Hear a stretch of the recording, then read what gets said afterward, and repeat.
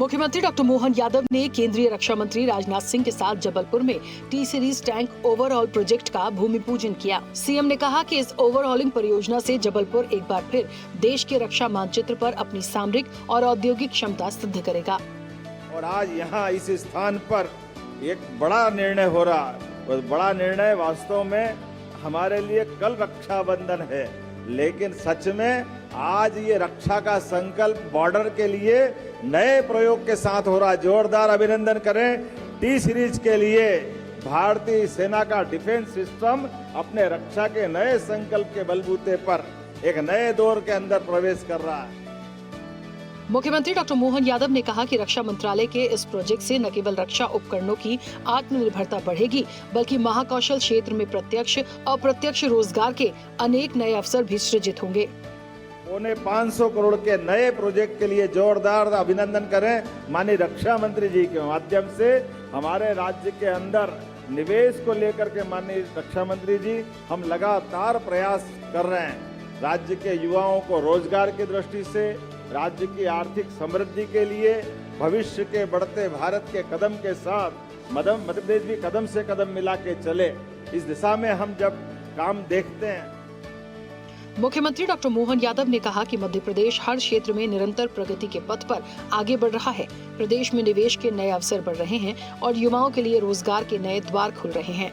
विकास को नई गति देने वाले अनेक प्रोजेक्ट्स की शुरुआत हो रही है। मध्य प्रदेश कई सेक्टर में समान रूप से आगे बढ़ रहा है। शिक्षा, चिकित्सा, इंफ्रास्ट्रक्चर, निवेश, हर क्षेत्र में आगे बढ़ते हुए आज एक अच्छे मुकाम पे पहुंचा है, जिसका परिणाम है 76,000 करोड़ से ज्यादा का निर्यात विदेश के अंदर मध्य प्रदेश सरकार की ओर से किया जा रहा है। यह उल्लेखनीय बहुत बड़ी छलांग है हमारे मध्य प्रदेश के अंदर। मुख्यमंत्री डॉक्टर मोहन यादव ने ओमकारेश्वर के एकात्म धाम में हुए कार्यक्रम में भव्य पंचायतन मंदिर का शिलान्यास किया। इस मौके पर सीएम ने पूज्य संतों पर पुष्प वर्षा कर उनका अभिनंदन कर आशीर्वाद प्राप्त किया। सीएम ने कहा कि ओमकारेश्वर के पावन धाम में पूज्य आदि गुरु शंकराचार्य महाराज की पंचायतन पूजन परंपरा अनेकता में एकता का संदेश देती है। ये मंदिर निर्माण भारत की सनातन एकात्म चेतना और सांस्कृतिक वैभव का पुनर्जागरण है। भारत की विविधता के बीच एकता का संदेश ये पंचायत पूजा पद्धति के माध्यम से जो उन्होंने दिया है, वाकई उनका विराट व्यक्तित्व, उदार चरित्र और उनका जो ये मन का अंदर का भाव, ये परमात्मा की कृपा होगी। मुख्यमंत्री डॉक्टर मोहन यादव ने कहा कि सिंहस्थ 2028 से पहले एकात्म यात्रा का आयोजन किया जाएगा। ये यात्रा देश के विभिन्न हिस्सों से होकर सिंहस्थ क्षेत्र में पहुंचकर संपन्न होगी। हमारे सिंहस्थ के पहले एक यात्रा निकालने की, एकात्म यात्रा, जो पूरे देश के अंदर अपनी अलग प्रकार की अलग जगाते हुए हमारे सिंहस्थ पे जाके समापन होगा। मुख्यमंत्री डॉक्टर मोहन यादव ने कहा कि नेपाल में आई भीषण बाढ़ आपदा के संकट में फंसे मध्य प्रदेश वासियों की सहायता और आवश्यक जानकारी के लिए राज्य सरकार ने नई दिल्ली में कंट्रोल रूम स्थापित किया है।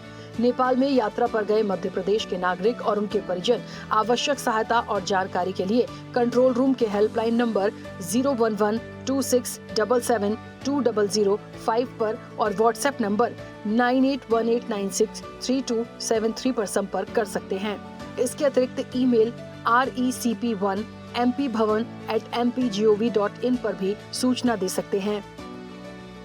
मुख्यमंत्री डॉक्टर मोहन यादव ने विवेकानंद केंद्र के अखिल भारतीय अध्यक्ष ए बालकृष्ण के निधन पर शोक जताया है।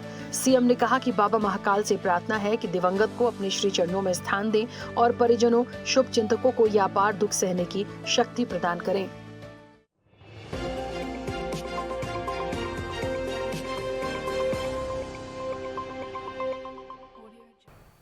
ऐसे ही वीडियोस के लिए लाइक करें, शेयर करें, फॉलो करें। YouTube पर जाकर सब्सक्राइब कर बेल आइकन दबाना ना भूलें और ताजा अपडेट्स के लिए SwadeshLive.com पर जरूर जाएं।